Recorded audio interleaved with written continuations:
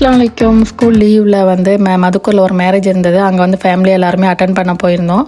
அப்போ வந்து எல்லோரும் ஒன்றா இருக்கிறதோட எங்கேயாவது ட்ரிப் மாதிரி போகலான்னு சொல்லிட்டு பிளான் பண்ணி தான் நாங்கள் வந்து வீட்டிலேருந்தே கிளம்பி போனோம். நாங்கள் வந்து சாட்டர்டே மார்னிங் தான் வரேன்னு சொல்லியிருந்தோம். ஆனால் ஃப்ரைடே நைட்டே வந்து கிளம்பி வந்து போனோம். தங்கச்சிட்டி மச்சாண்டி சொல்லாமல் சர்ப்ரைஸாக தான் போனோம். எங்கள் வீட்டிலேருந்து கொஞ்சம் ஒரு 1 hour வந்து ட்ராவல் இருக்கும்.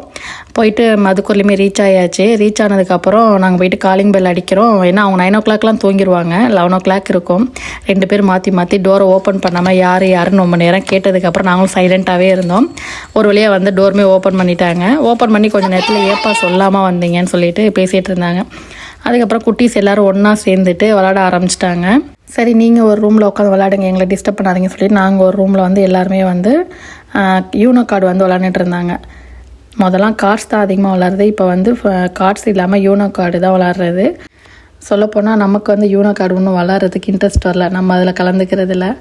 நம்ம கொஞ்சம் நேரம் வந்து இவங்களுக்கு அப்போ தான் வேலை முடிஞ்சுன்னு சொல்லிட்டு நான் என் ஹஸ்பண்ட் வந்து பேசிகிட்டு இருந்தேன். மணி பார்த்திங்கன்னா கரெக்டாக ஒரு 2:10 இருக்கும். தங்கச்சி போயிட்டு காஃபி போட்டு வந்து கொடுத்தா. காஃபியில் எல்லோரும் ஆளுக்கு 2 பிஸ்கட் தொட்டு தின்னுட்டு குட்டீஸ் எல்லாம் தூங்குறதுன்னு ஆள்னு பார்த்தா இவங்க ஒரு ஆள் தான் தூங்கிட்டாங்க. மற்ற எல்லாருமே வந்து தூங்கலை, எல்லாம் விளாண்டுட்டு தான். அதுக்கப்புறம் டைம் ஆயிடுச்சுன்னு சொல்லிட்டு எல்லாருமே படுத்துட்டு மார்னிங் வந்து ஒரு 10 o'clock தான் எழுந்திரிச்சோம். எந்திரிச்ச கையோட மேரேஜ் தான் கிளம்பிட்டோம்.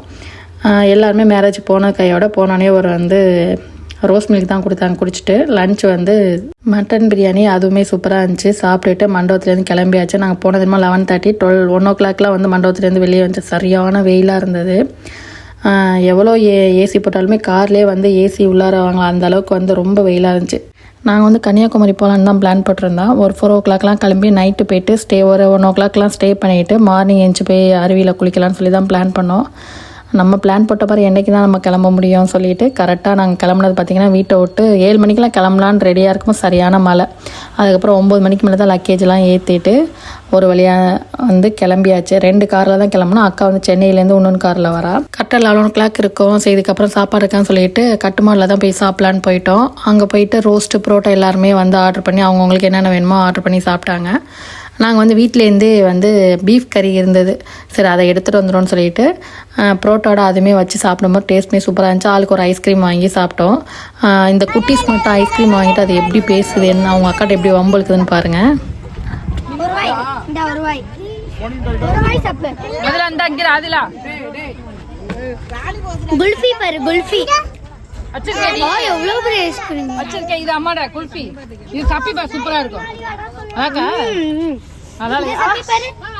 சாப்பிட்டு முடிச்சுட்டு எல்லாருமே வந்து ஐஸ்கிரீம் வாங்கியாச்சு. நான் சொன்னேன் இன்னும் 2 நாள் ட்ரிப் இருக்குமா, இப்போவே வா அப்படின்னு சொல்லிட்டு சொன்னவாய் நானே வந்து மறுபடியும் எனக்கு ஒரு ஐஸ்கிரீம் வாங்கிட்டு இவங்க தான் வந்து அவங்க அக்காங்கிட்ட நானும் ஒரு ஐஸ்கிரீம் கோன் வச்சுருக்கேன்னு சொல்லிட்டு அவங்க அக்காடெல்லாம் வம்பழுத்துட்டு தான். நான் கொடுத்ததுக்கே வந்து இல்லைம்மா வேணாம் அப்படின்ட்டு அது சொல்லுது. ஃபேஸ் ரியாக்ஷனை பாருங்கள் எவ்வளோ சூப்பராக பண்ணுறாங்கன்ட்டு. அதுக்கப்புறம் கிளம்பியாச்சு. கிளம்பி கன்னியாகுமரி டிஸ்ட்ரிக்ட் நெருங்க வந்து ஃபுல்லாக ஒன் சைடு ஃபுல்லாக காற்றாலை தான். அதுக்கு வந்து ரெட் கலர் லைட்டோட பார்க்கும் போது அந்த கிளைமேட்டு சில்லுன்ட்டு சூப்பராக இருந்தது. நான் நாகர்கோவில் டிஸ்ட்ரிக்டில் இந்த அளவுக்கு வந்து சூப்பராக இருக்கும்னு நான் எதிர்பார்க்கல. அதுக்கப்புறம் கொஞ்சம் நேரத்தில் போயிட்டு வீட்டிலே வந்து வர காப்பி போட்டு வந்தாங்க. சரி, ஒரு இடத்துல நிப்பாட்டி குடிக்கலான்னு சொல்லிட்டு நிப்பாட்டினோம். மச்சான் சரியான தூக்கமாச்சு. அப்புறம் எழுப்பி விட்டு அவங்களுக்குமே டீ எல்லாம் கொடுத்துட்டு கொஞ்சம் நேரம் அங்கேயே கொஞ்சம் ரிலாக்ஸாக நின்று பேசினோம். பேசிட்டு ஒரு மார்னிங் 5 o'clockலாம் இருக்கும். கன்னியாகுமரியுமே டிஸ்ட்ரிக்ட் வந்து உள்ளார நெருங்கியாச்சு. நெருங்க நல்லா மேகமும் மழையும் அப்படியே ஒன்றா இருந்து பார்க்கவுமே நல்லா இருந்தது. விண்டோ இதில் வேறு என் தம்பி ஏசி தான் போகணும், விண்டோ ஓப்பனே பண்ண விட மாட்டாங்க. நாங்கள் வந்து விண்டோ ஓப்பன் பண்ணி வச்சுட்டு அந்த இயற்கையை வந்து ரசிச்சுட்டு அந்த காற்று அப்படியே மூஞ்சில் படப்பட அவ்வளோ சூப்பராக இருந்தது. என்னதான் நம்ம ஃபேன் காற்று ஏசியில் இருந்தாலுமே அந்த இயற்கை காற்று காலையிலே வந்து அந்த காற்று மேலே மூஞ்சில் படும்போது அவ்வளோ சூப்பர் ஜில்லுன்ட்டு நல்லா இருந்தது. அதுக்கப்புறம் அந்த லைன் ஃபுல்லாகவே வந்து காற்றாலே தான் அதிகமாக இருந்தது.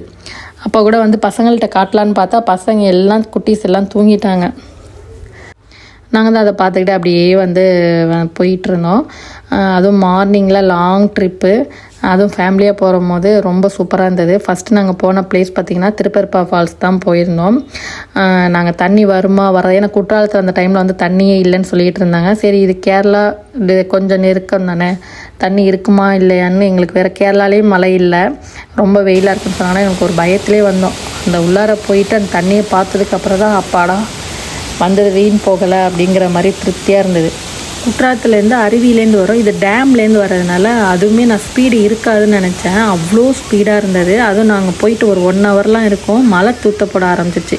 அந்த மலையிலையும் அந்த அருவியில் குளிக்கும் போது அவ்வளோ சூப்பராக இருந்தது. அது ஒவ்வொரு தண்ணி வந்து ஸ்பீடாக வந்து மேலே விழுவும் போது அடியெலாம் வந்து இடி மாதிரி இருந்தது. நல்லா வந்து மசாஜ் அந்த ட்ராவல் பண்ணி வந்ததுக்கும் அந்த தண்ணி மேலே உடம்புல ஊற்ற ஊற்ற ரொம்ப மசாஜாக சூப்பராக இருந்தது. அவருடைய டயர்னஸ்லாம் போன மாதிரி இருந்துச்சுன்னு நைட்டு ஃபுல்லாக யாருமே தூங்கலை. தம்பி மட்டும் தான் வண்டி ஓட்டுறான். நான் முழிச்சிட்டு போன்னு சொல்லிட்டு அவனுக்காக கம்பெனி கொடுத்து நாங்கள் முழிச்சே இருந்தோம். அந்த அருவியில் குளிச்சதுக்கப்புறம் அந்த டயர்னஸ் எங்கே போணுச்சுனே தெரியல. அவ்வளோ ஃப்ரெஷ்ஷாக இருந்த மாதிரி இருந்தது. தூக்கம் கொஞ்சம் கூட வரல. நல்லா வந்து பசங்களுமே சரியான ஆட்டமாக இருந்தது. ஏன்னா அந்த தண்ணியோட ஸ்பீடு பார்த்துட்டு எங்களுக்கே அவ்வளோ ஆச்சரியமாக இருந்துச்சு.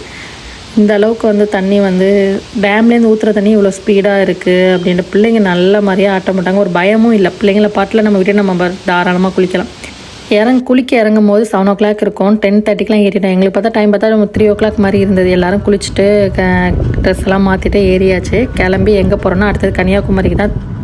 திருவள்ளுவர் சிலையை பார்க்க போகலாம். அதுவும் இல்லாமல் கண்ணாடி பிரிட்ஜுமே இருக்குது. சரி, ரெண்டையும் பார்க்க போகலான்னு சொல்லிட்டு அங்கே தான் கிளம்புனோம். டைம் பார்த்திங்கன்னா ஒரு 12 o'clock இருக்கும். கிளைமேட் பாருங்கள், நம்ம ஊராக இருந்தால் சரியான வெயிலாக இருக்கும். அங்கே வந்து மழை தூத்தல் போட்டுக்கிட்டே இருந்துச்சு. கிளைமேட் நல்லா சில்லுன்ட்டு சூப்பராக இருந்தது. அதோட நாங்கள் ஒன் பை ஒன்னாக அப்படியே வந்து ட்ராவல் பண்ணி போயிட்டு இருந்தோம். டைம் பார்த்திங்கன்னா 2 o'clock இருக்கும். கன்னியாகுமரியும் போயாச்சு. நம்ம பீச்சுக்கு வந்து ஒரு கிலோமீட்டர் தான் இருக்கும். கன்னியாகுமரி மெயினான இடத்துல வந்து சாப்பிட்றலான்னு சொல்லிட்டு ஒரு சின்ன ஹோட்டல் தான் போயிருந்தோம். ஃபஸ்ட்டு நாங்கள் வந்து ஏன்னா அங்கே டேபிளும் கம்மியாக இருக்குன்னு சொல்லிட்டு ஃபஸ்ட்டு ஒவ்வொரு பேட்சாக சாப்பிட்றலான்னு சொல்லிட்டு பெரியவங்க எல்லாருமே மீல்ஸு, பிள்ளைங்க எல்லாருமே சிக்கன் பிரியாணி வாங்கி சாப்பிட்டாங்க.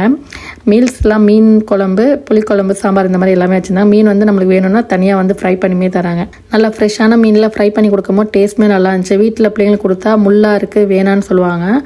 கடையில் மட்டும் சின்னதுலேருந்து பெருசு வரைக்கும் எனக்கு ஆளுக்கு ஒரு மீன் வேணும் அப்படின்னு சொல்லி கேட்டதுனால எல்லாம் ஆளுக்கு ஒரு மீன்லாம் வாங்கி சாப்பிட்டுட்டு திருவள்ளுவருக்கு உள்ளார பார்த்துட்டு 100 ரூபா டிக்கெட் போட்டாங்க. சரி, போட்டில் போகணும் அப்படின்ட்டு எல்லாருமே டிக்கெட்லாம் பே பண்ணிவிட்டு போட்டுக்காக வெயிட் பண்ணோம். அதுக்கப்புறம் போட்லேயும் ஏறியாச்சு. ஒரு 10 இங்கேருந்து கொஞ்சம் தூரம் தான், ஆனால் ஸ்லோவாக போகிறதுனால நம்மளுக்கு ஒரு 20 minutes ஆகும் அந்த திருவள்ளுவர் கரைக்கு போகிறதுக்கு. அங்கேருந்து ட்ராவல் பண்ணி போகிறோன்னா அந்த இடம்லாம் அவ்வளோ நீட் அண்ட் க்ளீனாக வச்சுருந்தாங்க. இடமே அவ்வளோ பெருசாகவும் இருந்துச்சு. நம்ம குளித்த டயர்டுக்கு அதுக்கும் அங்கே காற்று சில்லுன்னு அடிக்குது. அங்கேயே நைட்டு ஸ்டே பண்ணி தூங்கிடலாம் அப்படிங்கிற மாதிரி தான் இருந்துச்சு. நாங்கள் 5 o'clock 6 o'clock வரைக்கும் தான் அலோடு. அதுக்கப்புறம் வந்து அலோடு கிடையாது. நாங்கள் போனது லாஸ்ட்டு போட்டு, அது மாதிரி வந்ததுமே லாஸ்ட்டு போட்டு. அந்த மாதிரி தான் நாங்கள் கரெக்டாக 5 o'clockலாம் போட்டில் ஏறிட்டு திரும்ப வந்து 6 o'clockலாம் மறுபடியும் போட்டில் ஏறி ரிட்டன் வந்து கரைக்கு வந்துடணும். அந்த மாதிரி தான் அவங்க சொல்லி தான் நீங்கள் போகிறது வந்து லாஸ்ட்டு போட்டு, இதுக்கப்புறம் போட்லாம் கிடையாது, ஏன்னா டைம் வந்து 4:30 ஆயிடுச்சு அப்படின்னாங்க. போனோடனே வந்து அங்கே ஃபுல்லாக சுற்றிலாம் பார்த்துட்டு கண்ணாடி பிரிட்ஜு மேலே நடக்க அந்த அலைகள் வந்து பாறை மேலே ஒன்றோட ஒன்று மோத சவுண்டுக்கும் பார்க்க அவ்வளோ பளிச்சுன்னு சூப்பராக இருந்துச்சு. என்ன ஒன்று, கண்ணாடி கிளாஸ் மேலே நம்ம காலில் எதுவும் க்ளவுஸ் போட்டு இருந்தால் கொஞ்சம் கண்ணாடி வந்து இன்னும் நீட்டாக க்ளீனாக இருந்திருக்கும். எல்லாருமே அது மேலே நடக்க வந்து கண்ணாடி வந்து ரொம்ப ஒரு தெளிவில்லாமல் இருந்தது. நம்ம ஒன்றும் காலில் க்ளவுஸ் எதுவும் போட்டு தான் இன்னும் நம்மளை வந்து கிளியராக வந்து பார்க்கலாம் அந்த அலைகள் வந்து எப்படி இருக்குது அப்படின்ட்டு. 2 சைடுமே மேட் போட்டிருந்தாங்க. 2 கண்ணாடி பிரிட்ஜில் ஏறும்போது ரொம்ப எல்லோரும் ஒரே இடத்துல நடக்காதீங்க, உட்காராதீங்க. அங்கே வந்து செக்யூரிட்டி வந்து சொல்லிக்கிட்டே இருந்தாங்க. அது ஒரு வழியாக எல்லாமே பார்த்து முடிச்சு நைட்டு வந்து ஒரு வீட்டுக்கு வந்து ஸ்டே பண்ணிட்டோம். நான் அடுத்த நாள் வந்து பையனுக்கு வந்து பர்த்டேன்னு சொல்லிட்டு மச்சான் வந்து ஒரு 11 o'clock இருக்கும் கேக்லாம் வாங்கிட்டு வந்துட்டாங்க. நான் சொன்னேன், இருக்கிற டயர்டில் இதுக்கு 1 hour முழிச்சிட்டுலாம் இருக்க முடியாது, எல்லோரும் அவ்வளோ டயர்டாக இருக்கும் அப்படின்னு சொல்லிட்டு இருந்தேன். இல்லை, அவன் வந்து விடுற மாதிரி இல்லை.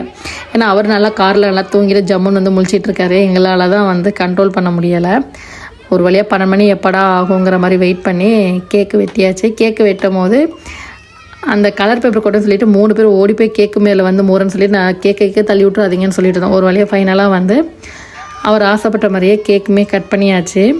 11 o'clock கேக்கு வாங்கிட்டோன்னு சொன்ன கையிலேருந்தே கேக்கு எப்போ வெட்டுறது பிள்ளைங்க எல்லாம் சேர்ந்து ஒரே ஆர்வமாக இந்த ஃப்ரிட்ஜை திறக்கிறதும் மூரமாக ஊராட்டு ஃப்ரிட்ஜடா கொஞ்சம் நேரம் வைங்க பொறுமையாக இருக்கிறனால இருக்க மாட்டாங்க. அவ்வளோ நேரம் சமாளித்து 11:50 ஆச்சு. அந்த 10 நிமிஷம் வெயிட் பண்ண மாட்டாங்கிறானுங்க. சரி, அவங்களுக்காக கேக்கை கொண்டு வந்து வச்சு கட் பண்ணுற மாதிரி ஒரு 10 நிமிஷம் அப்படி இப்படின்னு ஓட்டி ஒரு வழியாக வந்து கேக்குமே கட் பண்ணியாச்சு. அடுத்தது வந்து கன்னியாகுமரிலேருந்து குற்றாலம் தான் போகலான்னு பிளான் பண்ணியிருக்கோம். இந்த வீடியோ பிடிச்சிருந்துச்சுன்னா கண்டிப்பாக லைக் அண்ட் சப்ஸ்கிரைப் பண்ணிவிட்டு மறக்காமல் ஷேர் பண்ணுங்கள். பார்ட் 2 வீடியோ நெக்ஸ்ட் வீக் வரும்.